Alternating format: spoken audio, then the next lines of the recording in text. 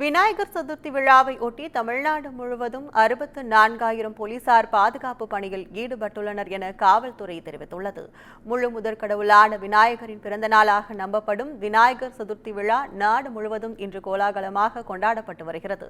தமிழ்நாட்டில் விநாயகர் சிலைகளை வைத்து பக்தர்கள் வழிபாடு நடத்தி பின்னர் நீர்நிலைகளில் கரைக்க உள்ளனர்.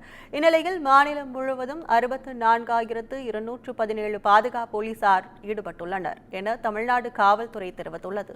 சென்னையில் 1519 விநாயகர் சிலைகள் வைக்க அனுமதி வழங்கப்பட்டுள்ள நிலையில் 16,500 போலீசார் பாதுகாப்பு பணியில் ஈடுபட உள்ளனர். இதனிடையே பதற்றமான இடங்களை கண்டறிந்து கூடுதல் பாதுகாப்பு அளிக்குமாறு காவல்துறையினருக்கு டிஜிபி சங்கர் ஜிவால் உத்தரவிட்டுள்ளார்.